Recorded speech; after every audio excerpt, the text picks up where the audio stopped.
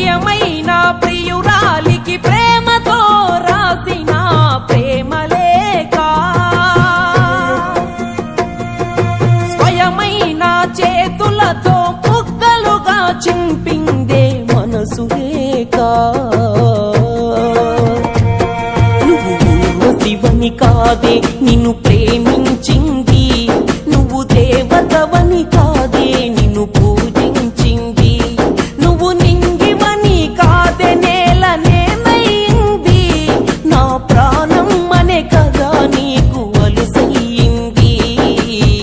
రాతలో లేని రాదమ్మ చెప్పలేనా